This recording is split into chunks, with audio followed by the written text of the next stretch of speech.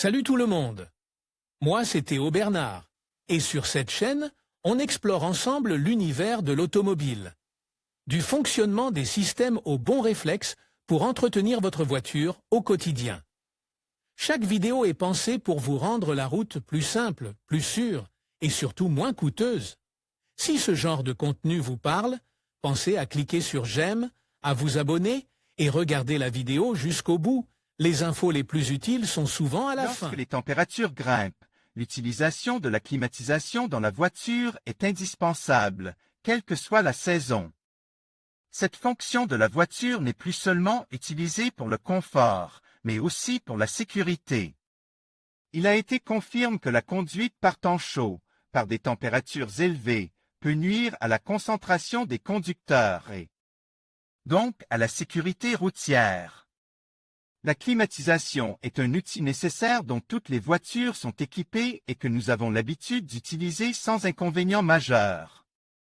Cependant, que se passe-t-il lorsque nous voulons mettre en marche la climatisation et que, sans raison apparente, elle refroidit peu ou pas du tout?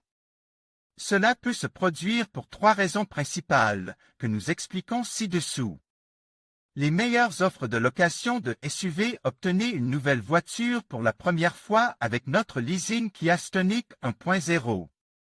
TGDI MEV Business from 306 € au monte VAT 1CL. More Info Nissan Juke DGT 84 kW 6M T à Saint-Afrom 311 € au monte VAT 1CL. More Info Nissan Qashqai DGT 103 kW MHEV 12 VN Connecta from 357 € au monte VAT 1CL. More Info Air Conditioning, a question of safety at the wheel. Post-index driving without proper air conditioning on very hot days can affect our safety and that of other road users. Excessive it generate fatigue and tiredness, which increases the possibility of distraction at the wheel. According to road safety regulation, it is recommended that our air conditioning should be between 19 and 24 degrees Celsius. Therefore, we must remain alert if we notice that our air conditioning starts to fail. The good news is that the fault can be easily and quickly fixed, if we detect it in time. Main culprit of air conditioning failure to cool. There are several reasons why an air conditioner may stop cooling. The most common of all is the lack of gas to cool the air. Although this is not the only reason. Another fairly common reason is clogged filter, which is caused by accumulated dirt. Nous pouvons éviter cette accumulation de saleté et de débris grâce à un entretien fréquent, car un nettoyage régulier permet de maintenir les filtres exempts de particules. Vous pouvez également remplacer les filtres par de nouveaux si vous le jugez nécessaire. Veuillez noter qu'un excès de saleté peut affecter le ventilateur interne en obstruant ses fentes et en empêchant une circulation correcte de l'air. Ce problème est facilement reconnaissable, car lorsque cela se produit, le climatiseur dégage une odeur désagréable lorsqu'il est mis en marche. L'échangeur de chaleur externe est un autre élément qui nécessite un entretien. La saleté affecte cette piste, car les particules et autres débris l'obstruent, ce qui augmente la pression du gaz. Nous allons maintenant examiner de plus près les trois pannes de climatisation les plus courantes. Un fuite de réfrigérant. Ce défaut n'est pas aussi courant qu'un manque de gaz, mais il se produit assez fréquemment. Vous pouvez vérifier la présence d'une fuite de réfrigérant en recherchant des taches d'huile dans les conduits du système. That is, you will find liquid in the duct. To solve this problem, simply replace the duct with new one. To prevent this failure, it is advisable to change them from time to time.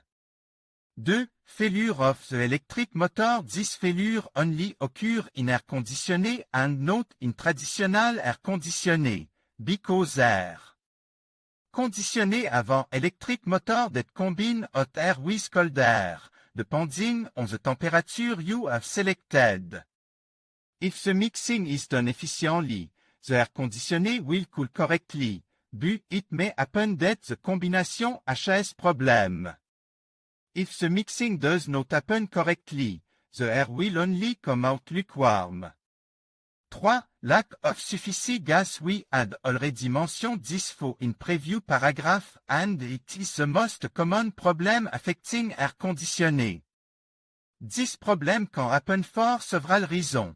The radiator of the air system has been damaged, the pipe are cracked, the air filter is dirty or the compressor has a problem. The latte is responsible for cooling and moving the air that enters the interior of the car.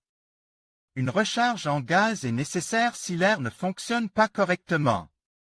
Il faudra également réparer les fuites éventuelles, car le circuit doit être bien ferme pour que l'air froid soit produit.